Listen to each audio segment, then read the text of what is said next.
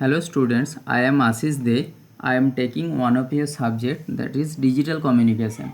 In my earlier video, I have solved some miscellaneous problems on digital communication.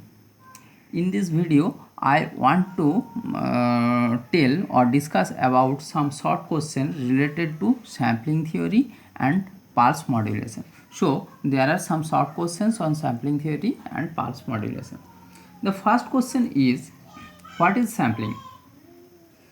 Sampling, the process of converting an analog signal into discrete time signal or making an analog or continuous signal to occur at a particular interval of time is known as sampling. So, sampling is basically, just remember this picture. So just remember this picture. Sampling, this is the process of converting a continuous time signal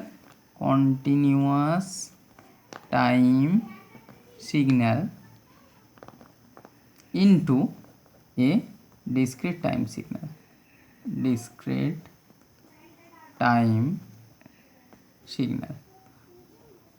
Okay, so this is very easy. Now second question is, what do you mean by Nyquist rate? So what is Nyquist rate? This is the second question. Nyquist rate. Okay, what is that? Fs greater than equal to 2 fm. We know that Fs greater than equal to 2 fm. What is Fs? That is sampling rate. Fs.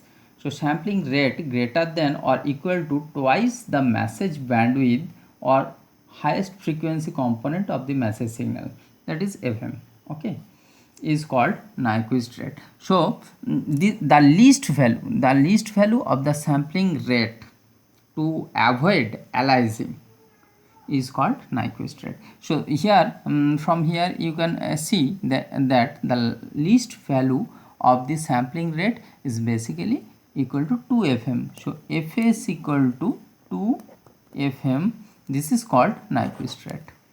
Okay, now third question is what do you mean by sampling period and sampling rate?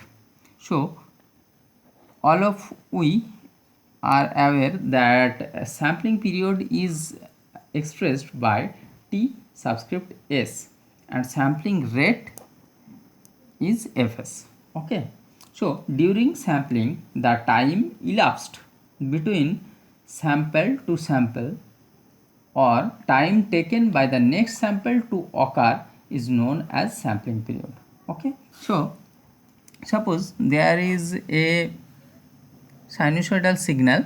We know in the process of sampling we just taking some sample of this continuous time signal at a regular interval of time.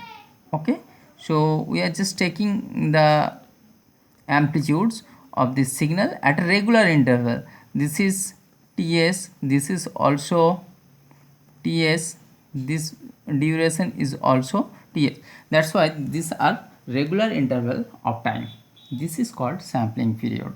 Okay, sampling period, that is expressed by Ts, T subscript S. Now what is sampling rate?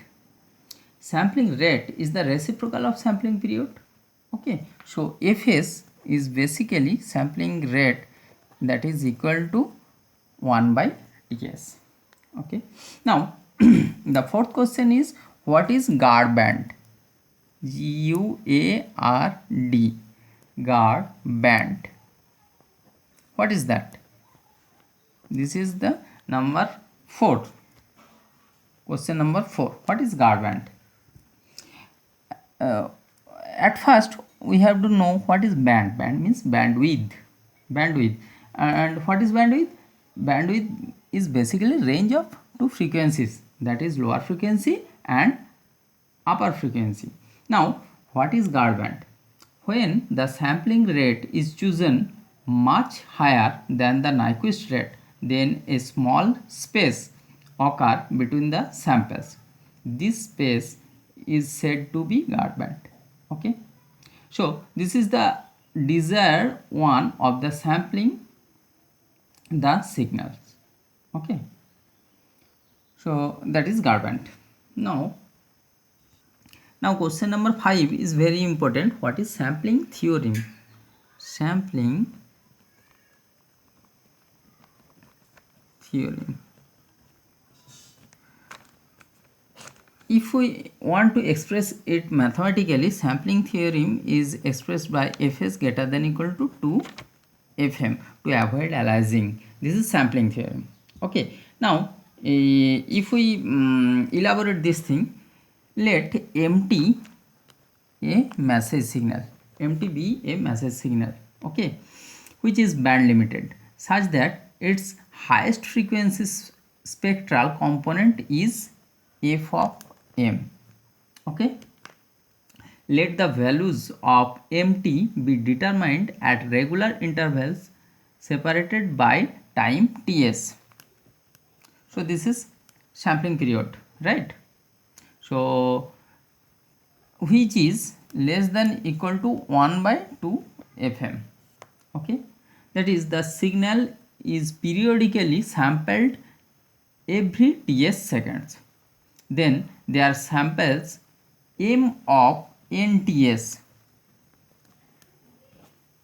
where n is an integer uniquely determine the signal, and the signal may be reconstructed from these samples with no distortion.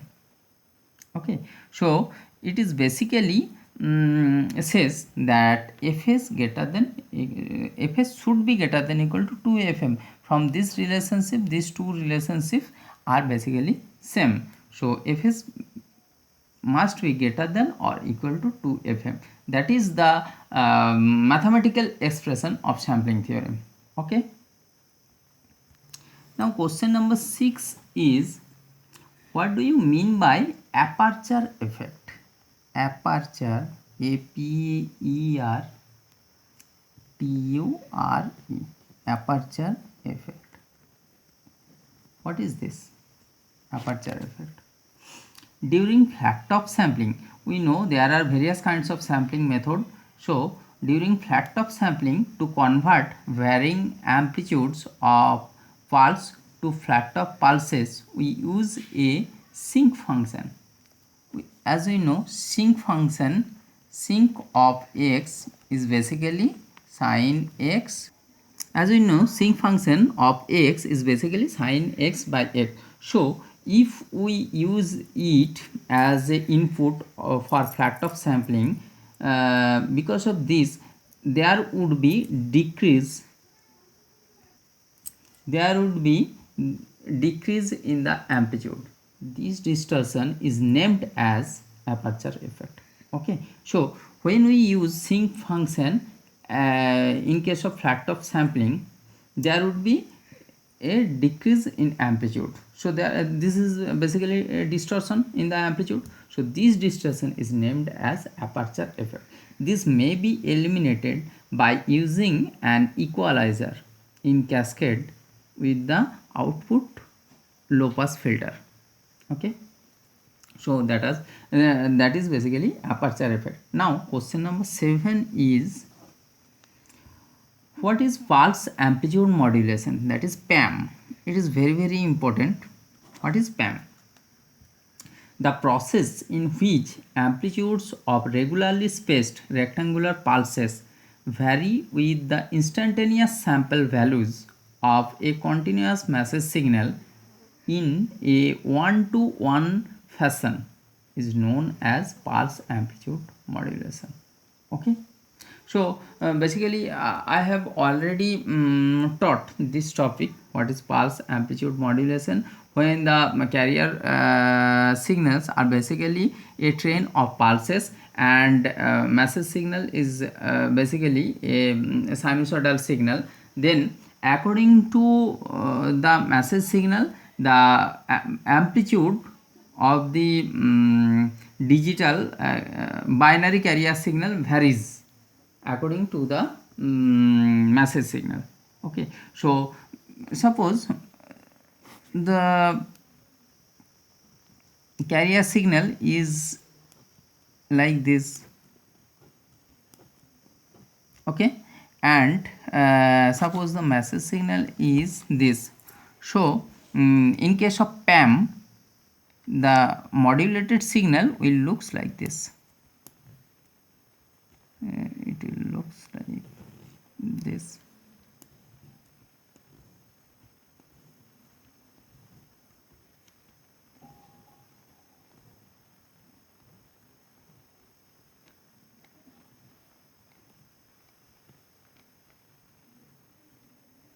So from here we can see that according to the message signal, the amplitude of the carrier signal varies, okay, in the PAM process. Now in question number 8, what is pulse time modulation? PTM, pulse time modulation. Okay, the modulation technique in which time or duration of the pulses is varied in accordance with the amplitude of the message signal, keeping the amplitude of the pulse constant, is referred to as pulse time modulation. So in pulse amplitude modulation we can see that amplitude of the carrier signal varied according to the message signal, but in case of pulse time modulation, the time duration of the carrier signal varied according to the message signal.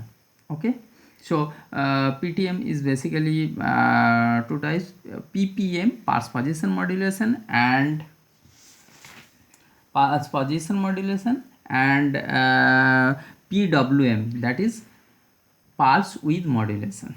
PWM is also called pulse duration modulation.